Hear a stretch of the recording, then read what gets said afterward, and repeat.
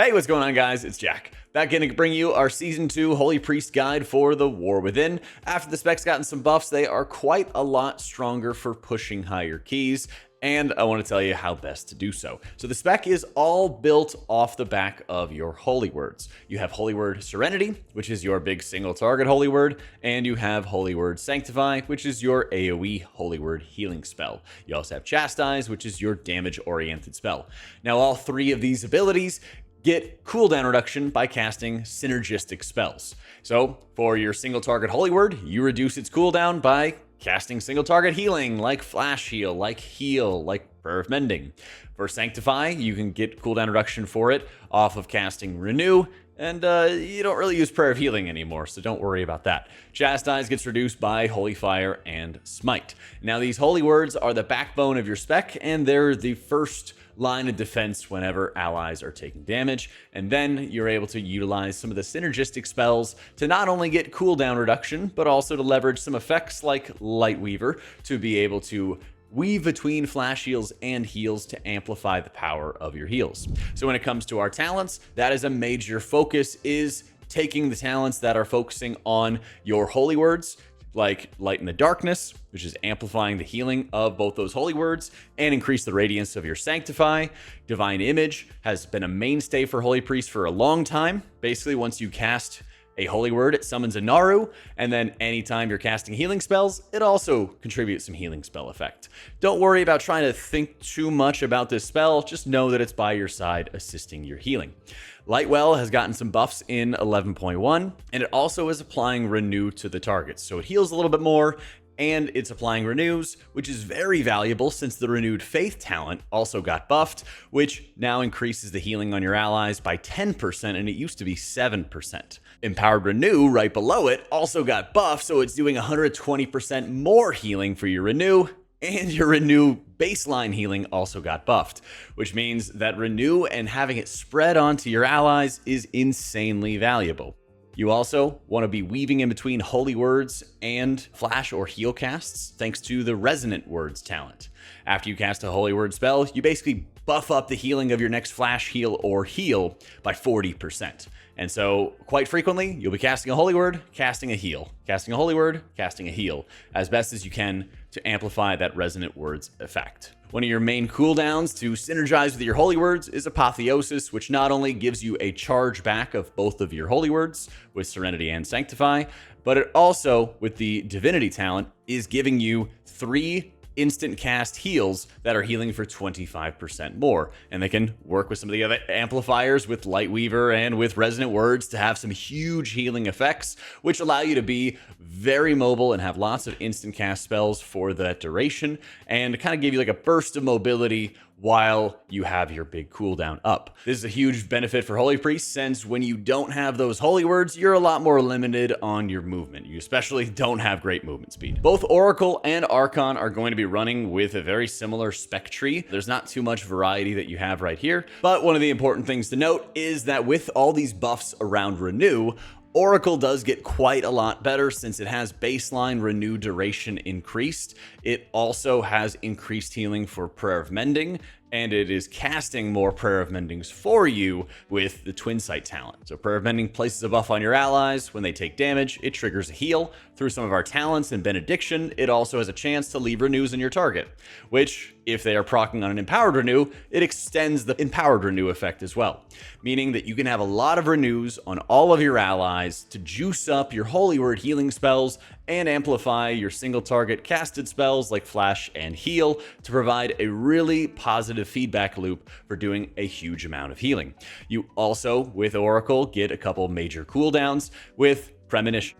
With Premonition, you are also taking the Fatebender amplified effect. So when you are taking Premonition of Insight, you get 10 seconds of cooldown reduction for your next healing spell instead of just 7. And this makes it so that your Premonitions are their own, like, fairly major cooldowns to assist you along the way. When it comes to Premonition, it cycles between each of these buffs. So once you use one, it goes into the next one. If you cast Insight, then the next one is going to be Piety, and then the next one is going to be Solace, and then it's going to be Clairvoyance, which is all 3 of those effects together. How you want to use these is Insight you want to be using either on Prayer of Mendings for steady damage, Holy Words for AoE damage, or Holy Fire if you want to deal damage. Piety, you are amplifying your healing effect, and when you have the synergistic talents, you're actually having 98% of your overheal redirected, and you can run with the Prophet's Will Oracle hero talent, where your single target heals are more effective on yourself.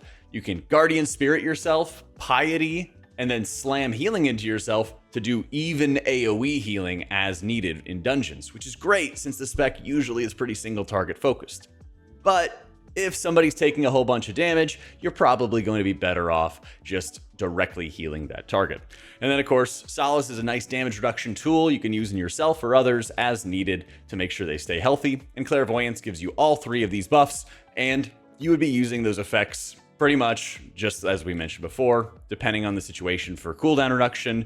And then with Piety, you can either slam healing into yourself to redirect overheal, or into your allies if they need a lot of triage, a lot of spot healing. While Premonition talents feel like they can often be used on their own, Archon, on the other hand, juices up your Halo effect, and it causes it to expand and to contract for additional healing and damage onto enemies. The important thing about this is that it also gives you a lot of Surge of Light procs, which give you an instant cast flash heal effect. The Surge procs are going to give you cooldown reduction not only for your Serenity as usual, like all flash heals do, but it also gives you cooldown reduction for your Sanctify, giving you some more AoE Holy Words. At this point in the season, I think it's better, in fact, to take Oracle if you're wanting to push higher end keys, but Archon is absolutely viable. The downsides is that the Halo effect on its own does a decent amount of healing, but it really heavily supports your Apotheosis and pushing out more Holy Words. But it's a little bit rough to stack both those cooldowns together, since you have a minute cooldown on Halo, minute and a half cooldown on your Apotheosis, 2-minute cooldown, I should say, on your Apotheosis, and you also sort of have a little bit of a struggle where if you don't have these cooldowns up, then you might just be kind of running out of gas for your allies, where you can start spreading out your Premonition cooldowns in between your Apotheosis and have a bit more consistency whenever high damage is going out. Thankfully, the gameplay loop is very similar. You'll want to place your Lightwell in advance of damage if you can, because keep in mind it's putting out those short duration renews, which is amplifying the healing on your allies. As damage is going to be happening, if you're running Archon, you'll want to cast Halo, and you want to make sure you spend one of each Holy Word before you hit Apotheosis. Once you hit Apotheosis, it resets the cooldown of your Serenity and your Sanctify, so you could spend charges beforehand and then get them immediately back afterwards.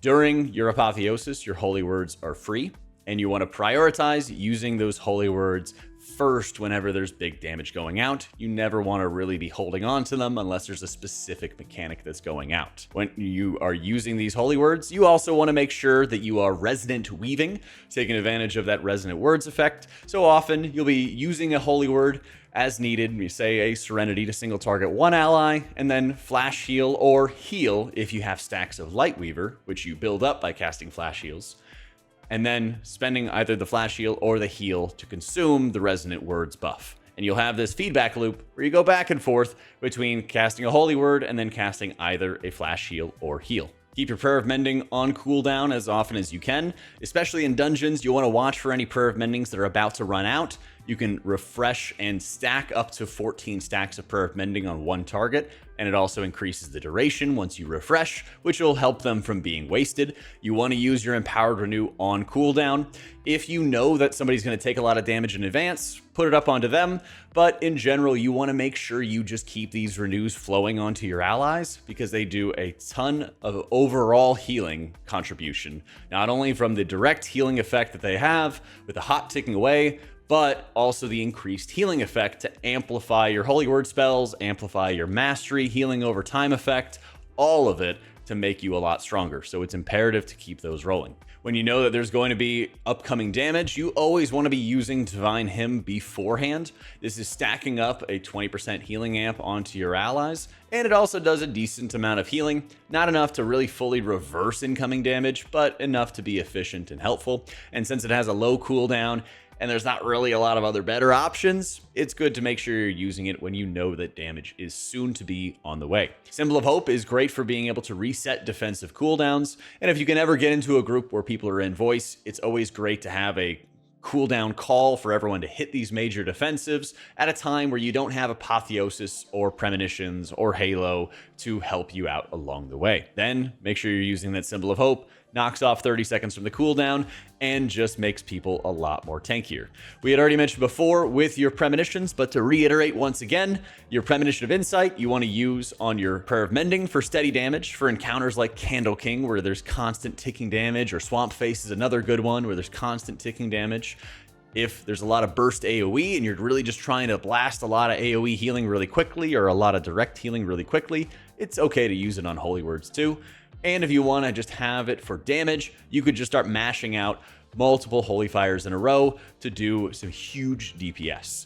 Keep in mind, a lot of your damage is coming from Burning Vehemence, which is your Holy Fire cleave. So you want to make sure you're hitting Holy Fires into healthy targets so that the dot is going to actually have value, but it can also cleave off onto nearby enemies. Your usual gameplay loop is walking into trash pulls, hitting fades so you don't draw any additional aggro, putting up 1 or 2 dots as your tank is rallying everything together, casting Holy Fire. You can cast Chastise if everyone's still healthy, which gives you 2 additional casts out of Holy Fire, and then you can start going into your healing rotation, prioritizing Holy Word casts first, then Prayer of Mending, then Renew, making sure that those are on cooldown, then casting Flash Heals to build up stacks of Lightweaver, to then spend those Lightweaver stacks on buffed up heal casts, and if you have downtime, you can build up new stacks of Lightweaver as well. When you're healing higher level keys, it's really important to understand the incoming damage profiles and how you as a Holy Priest can best reverse it.